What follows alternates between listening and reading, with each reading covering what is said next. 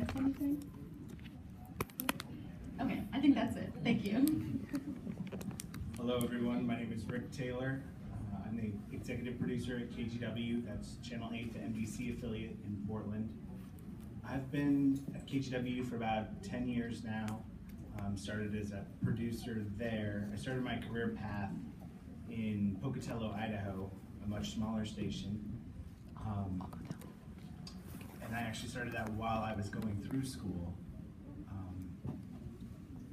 Eventually worked my way from Pocatello to Las Vegas, then to the Boise market, and then over here to Portland. During my primary job, I'm responsible for our noon, 4, 5, 6, 7 o'clock newscasts.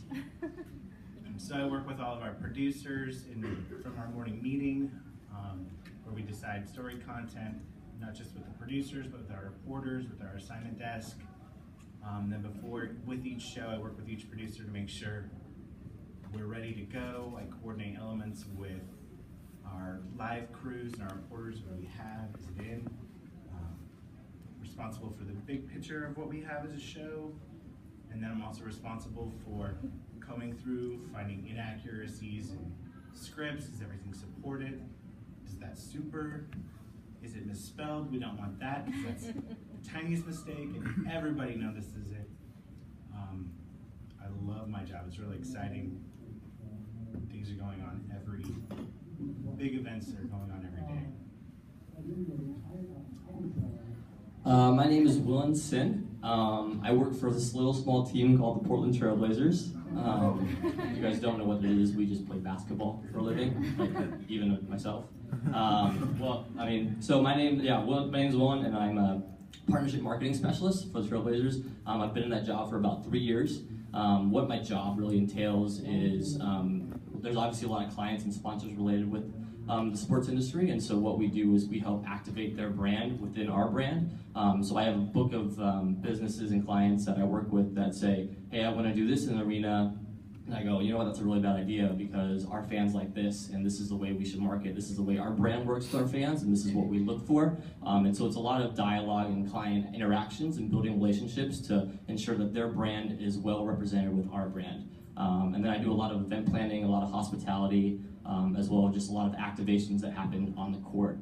I started as an intern 3 years ago, and just as an intern, I was kind of in the corporate partnership world, and then worked for a whole season, and then was fortunate enough to be offered a job at the end of the internship. So that's my kind of small career path. Pass the mic all the way down. Thank you. So basically what we've learned is that the folks up here run the world. I think you all have already explained kind of what your job duties are, what you typically are responsible for, but we're very curious about what your typical day looks like. Do you even have a typical day? I'm sure that's probably not even the case. So could you describe to us, maybe once you go into your office or when you're event planning, what does that typically look like? So I didn't explain what I do. So I'll start there. So as an HR generalist, it basically means that I know and do a little bit of everything. I know a little bit about a lot, versus an HR specialist, which is someone who focuses on benefits or recruiting or payroll. I am the person who makes sure that people are in their jobs and they like their jobs and they like to come to work every day. Working with a bunch of creatives who create all of the Nike commercials, the Old Spice commercials, the Coke spots, herbal essences, the list goes on and on and on. They are focusing on the work. My job is to focus on them. And so I make sure that any needs that they have sometimes will turn into a program. So if we have parents or soon to be parents who are going on to production of a commercial and they need, they need some time, we've realized, okay, let's up our maternity leave and paternity leave policy. So now we give 4 months for mothers and 2 months for fathers to have, paid leave out to take care of themselves and their family. And when they come back, they can get back to work and not feel rushed or pressured in any kind of way. So that is really helpful for those folks who have spending weeks away from their families. They know that they have that time to take care of their little ones. So things like that, creating employee-centric programs out of their needs, coaching managers on how to deal with performance issues, how to turn performance issues into non-performance issues before they head out the wrong way, if you will, which is out the door. Strategizing how we can work with the recruiting team to increase diversity within our walls.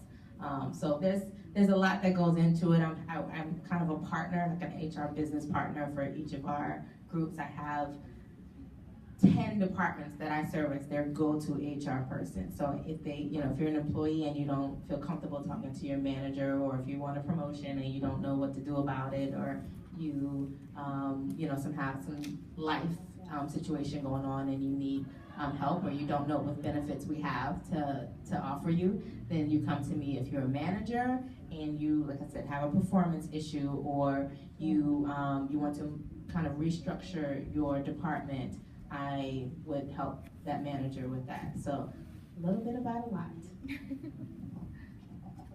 I might be a little bit opposite from Tia because I only know very little, but about something very specific. So glad I'm going after you though, because a lot of Tia's job is what I do at Yelp. So we take all of the policies, a lot of the employee experience and all of that, and I manage all the social media networks for Yelp Careers. So I'm the megaphone, so to speak, for all of these different programs, and ultimately elevating Yelp's brand to be a destination employer for students like yourself.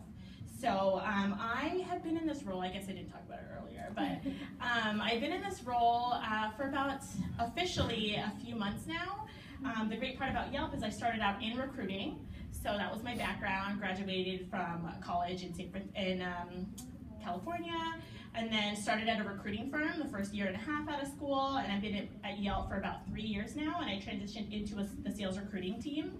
And what's great about Yelp is that my role right now, the recruitment marketing specialist, has never been done before. So a lot of my job is learning a lot. We've never had it at Yelp, so it's a lot of meeting with the HR team, meeting with the marketing team, meeting with the community management team, all of that to be able to understand what's happening in each department and how we can relay that to these candidates looking at Yelp as a possible employer.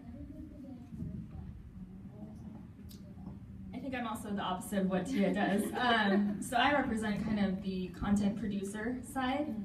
So I'm the part of the creative team that actually creates the social media copy and the assets and the plan strategy for activations that we do. So for example, my normal day is one of my clients is Microsoft. So in the morning I will start my day pretty early at 7 or so, because we have about 16 different markets around the world. And so I get to talk to the people in Europe the first half of my day and make sure that they have all the content and assets that they need to launch a product, or talk about promotion, or a game launch for Xbox, or anything exciting like that. And then make sure that they localize it for their language and their markets, and it's actually a product that they can sell in their country or state. In the afternoons, I'll kind of shift over and do some of the other consumer work that we have at CMD. And that's everything from running a social media contest to just regular community management, checking in on all of the Facebook pages or Twitter handles that we have, and making sure that we respond to every comment and reply, and engage with those audiences. So it's a little bit of high-level project management, and then also very deep, in the weeds community management as well, which is kind of nice because it makes my day very exciting and changes every day. So I don't know what to expect when I walk in the mornings, but I also didn't mention this, but I have been at CMD for about 2 years, and before that I worked at a startup digital agency in Portland for about 3 years. So a little bit of a roundabout way to get to where I am today, but I'm pretty happy where I'm at. So as an ad operations specialist, I am basically the go-to for my entire account team. And basically how that works is every time we book a new advertiser, that advertiser has an entire team of people that support them. So we have the account executive, who is basically the seller and makes sure the client's getting what they want. We have the account manager, who makes sure that the seller's not selling things that we can't provide. And then everything else kind of lies with me. So every time an advertiser wants to run new ads, they send me all the assets and I build them and make sure that they're running properly. If there's problems, I'm the troubleshooter. If the order needs to be revised, that's on me. At the end of each month, I assist with billing to make sure that that's all done properly. It's kind of a catch-all, which in many ways kind of reflects what the other panelists have been talking about. Every day is different, but it's also the same in many ways. It's a lot of the same tasks, but they're different each time, if that makes sense. Right now, Yahoo's going through a huge transition, particularly in the AOS org, so it has been extraordinarily busy. And I am lucky enough to manage a huge book of business. I manage about triple the amount of other people on my team. And so it's a lot of, I come in, I check my emails, make sure all of my action items are ready to go, and then I just try to bang them out as quickly as I can, make sure my account team's informed, I answer any questions that they have about what they're doing. And right now I'm also a trainer, so I also do a lot of training with the new hires, and right now in this transition as we combine two teams, I've been doing a lot of that. So it's kind of crazy, but it's like an organized chaos, if that makes sense. Like I know to expect chaos when I go in there, and I embrace it. So that's kind of how my day is every day. My typical day, as soon as I wake up, usually I don't grab my phone immediately, but I need to grab my phone, check my email, see what's going on. I watch the Today Show for a couple minutes, and I switch on the DVR over to CBS This Morning, check in on Good Morning America, we'll scroll through my DVR about, see what our station and what some of the other stations have led with, and just kind of watch the first couple minutes of each of their half hours. Checking through Twitter, want to know what's on for the day. By checking my email, I see what our assignment desk has put together as some possible stories, things that are going on, some things we've already committed to doing. On the way in, I will be talking with our new producer, seeing how she's got her show set up. What does she need help with? Do we have the reporters that you need? What do you need in between our morning meeting and you being on the air? Go in, we have our morning meeting, we're going to discuss, we have all of our reporters, our photographers, and producers discuss what it is that we need to be covering, make story assignments. After that, then it starts we call it almost like triage, but making sure everything is good to go for the noon. So reporters will call in, I'll read through their scripts, make sure, not just that everything's accurate, but sometimes our crews, they're out, they're covering a story, they've got a lot to do, and maybe their intro that the anchor's gonna read, somehow that's 30 seconds, and that can't work, that's bad TV, and how do we get people in? So I help clean those up, help them, we want to catch people's attention, so we rewrite, then we go through the show with the anchors, then about 10 minutes before the show, making sure all of our crews have fed in, because when after they've cut their video, they send back video elements. We're gonna make sure that they're that they're showing up in the system so that they're gonna play out, so that when they're talking, everything's ready to go. As a producer, each of the producers is responsible for coordinating that half-hour show. So they'll be in the ear of the anchor, because if anything goes wrong, they need to always have a backup plan. Where are we going to next? I'm going to move stories in our program so that we can get to the next one flawless. It happens a lot. All of a sudden, the video's down. Somebody has come up to one of our live crews, created a big problem. We have to float them. and work around it, but we don't want people at home knowing that. We're going on, we're doing the story. So then it's 12:30, and then we kind of work through that same routine a couple of times for each of the other shows.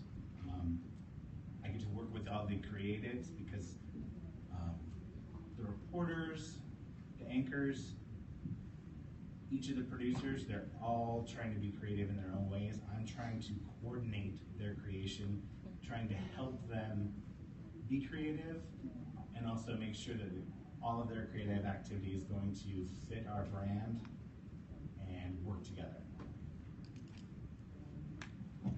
Let's talk about today and tomorrow. Today, a day in life, right? So, excluding this this conference and this panel, I go into work every single day. Just checking email. It's pretty standard. Email is kind of the main thing. Looking at what kind of meetings are coming up. And so for me, a lot of my meetings are client-based, and so I'm a lot meeting up with clients, talking about new ideas, new activations, new promotions, what's going on with the team. They're very curious about, are we training people? What's going on? Are we going to have a good game? They always talk about the team. So I do a lot of client relationship building, so I have a lot of lunch meetings, I talk with people. But for example, today, there's a game tonight. We're playing the Charlotte Hornets, and so I have a book of business of clients that I have to manage all their activations and promotions. So one example is Jamba Juice is one of my clients, and one of their promotions is to give away free Jamba Juice to the entire arena. Now it seems simple, but from a logistics standpoint, I have to coordinate with a lot of the arena staff to say, how do we make this happen, right? So in arena, we have to find a contestant. We have to find someone that is going to shoot the free throws. And so then I have to coordinate coupons, so distribution. So you can't just give out coupons, right? There's like 75,000 exits in that Moda Center. And so you got to find a person to place all the coupons to be able to get where they need to go, so each person walks out with the coupon. And then in arena, we do a lot of LED and like big screenish graphics, so coordinating graphics and logos with our in-arena staff and our game operations staff to make sure that everything looks right. From a brand perspective, we do a lot about making sure that our client's logo and their look is well presented, that it can't be wrong, it looks perfect and it's flawless. So day in life, I'm always I'm working internally with our employees about how to coordinate graphics, making sure that people are going to be in their spots during the game, and that's just one promotion. So I do this for a lot of different clients for different activations. And so come game time, Jamba Juice actually is at the game. They usually come to the game to watch their promotions and activations happen. So I'm kind of like a babysitter. I hold their hand, tell them where to go, make sure they're having a good time, feed them. And there's a lot of just client relationship building to interact with them, and then when the activation actually happens, I actually don't do anything at that point. I just watch it all happen and pray that nothing goes wrong, right? Because he's right next to me. So if something goes wrong, he's gonna look at me and be like, why was this logo looking like that? So it's a lot of nerve-wracking because it's a lot of unknown, because something could go wrong because it's out of your hands. You did everything that you could in the prep work to make sure that that one thing happens for 30 seconds. But then if it goes off perfectly, then you're a hero, right? I'm Captain America to this guy. And everything's great, and then during games, that's kind of how it goes from the schedule standpoint. Some days are slower than the others. Some other nights are really crazy with all the promotions that go on. But it is a lot of client relationship building and kind of going through things. And so that's like one small portion of my job, is to coordinate all those logistics for all these different activations that happen. It's like a team building activity. Thank you. So now we'll go popcorn style. So if you would like to answer a question, please feel free to answer a question. If not, that's totally okay. But we'd like to hear a little bit about your preparation to get to this point. A lot of you manage huge portfolios, work with vast networks. How did you prepare for your current role? Did you have educational experiences that helped you? Was it experiences outside of the classroom? How many people in this room have mentors? Do you all have mentors? Yeah? Did mentors help facilitate your role? Things like that. So if you could tell us a little bit about your preparation and getting here. Anyone want to start? Okay. So I'm an only child, and I'm always seeking a mentor in someone. If it's not my mom, it's someone else in my life. And every step of the way I've had a mentor. So I attended Howard University in Washington, D.C., and my first job out of school was with the federal government writing policies for TSA, Department of Homeland Security. And my coworker became my mentor. And she's slightly older, well, she's like 10 years older. She's like 10 years older, but she is, and to this day, I keep her in my life. She was my mentor for life stuff, not work stuff, just life stuff. I keep her in my pocket. And so I went on, I left my job at federal government and started my own business with a good friend of mine. I also had a baby. And then I went and got my MBA from the University of Maryland. And that was not easy at all.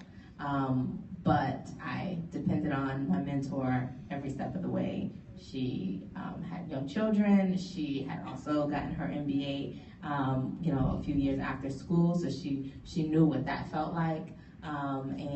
Had moved around. I was now in New York at this time, and life wasn't easy. But I was able to get my degree done. I was able to have a successful business, and in that business, I realized I like helping people get what they need.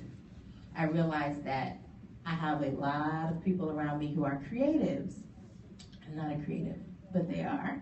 And I connect them to people or resources that they need to get to where they want to be. And that's where, I feel most alive, when I see you do what you want to do, and I know that I helped you get there.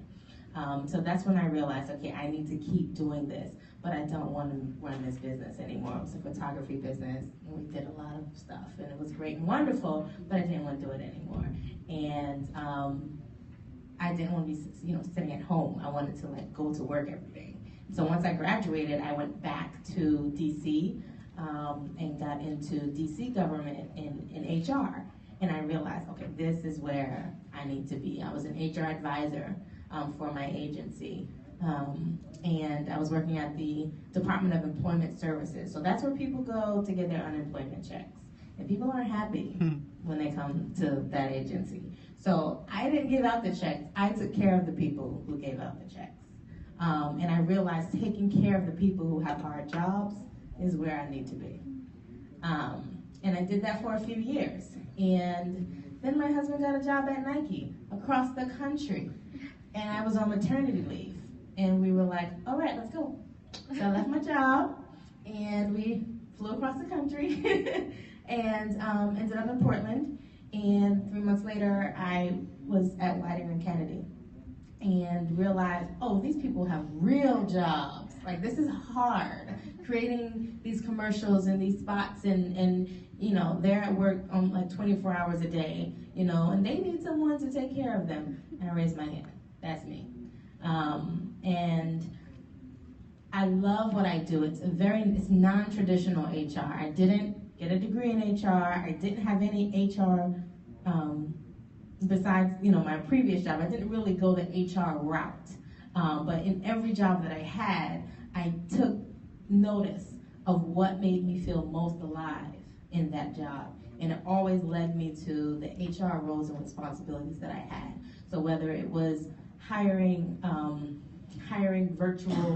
a virtual team of photographers across the country and managing them, whether it was coaching employees through tough times, or there was coaching managers through how to deal with a horrible employee or someone who just didn't know how to get on the right track, and showing them how to turn that person around. Whether it was writing policy, whether it's writing a dress code policy or writing a federal air marshal policy that's on every plane that no one ever knows about. What is it that I really loved about the job? And it always took me back to HR. And I was able to get into this role without having the formal HR experience, because I was able to identify and kind of express what my transferable skills were. This is the job I'm applying for. Well, this is the job I'm seeking, didn't apply, but this is the job I'm seeking, and these are the jobs that I had, and these are the strengths that I used in each of those jobs that would apply to this job.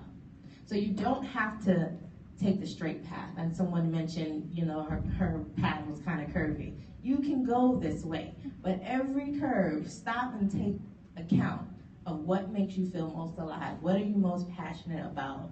And make your next job a little bit closer to that, and then a little bit closer. Just tune in a little bit. So. One more person.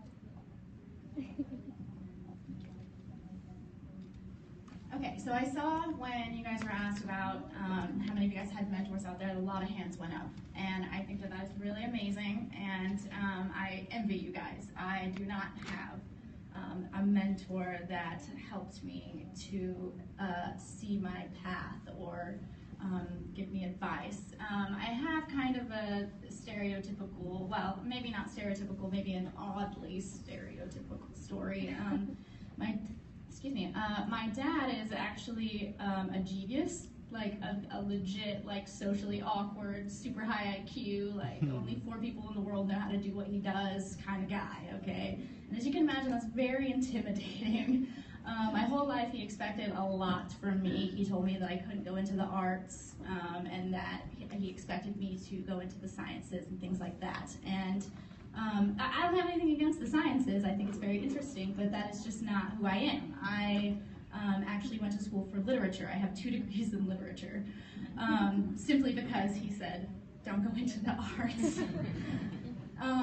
And that was great. I always thought that that's what I wanted to do. I wanted to teach literature. I thought that was my place. I love working with people. I love teaching. I love inspiring. I think that it is fabulous. I love working with people. And about halfway through my master's program, I decided that I really don't like academia, actually. So I've always been very interested in advertising. I am the type of person that thinks it's really fun to break down commercials and try to figure out what they're selling and if they're successful and things like that. So that was just the logical next step for me. And I actually started at Yahoo as a contractor. I went basically straight out of college. I was working at Starbucks, and I applied. I got the position. It was a 3-month contract, and they said to me when they interviewed me, how do you feel about the fact that this is a 3-month-long contract? Like, what does that mean for when you come in? And I said, it means nothing. I said, if you hire me to do this job, I'm going to do this job from day 1 to day 90. You know, like, this is what I'm here to do. And I went in and I immediately went to the top of the leaderboard and worked my way into a full-time position. And so in that way, I would say my mentor, if you could call it that, is my drive. I want to be successful. I love challenges, and I kind of want to prove my dad wrong, even though maybe that's the wrong reasons. Yeah, I definitely agree with a lot of the things that Tia was saying about like following your heart, trying to figure out where you want to end up, and that was going to be inspirational, but I lost my train of thought. But yeah, basically,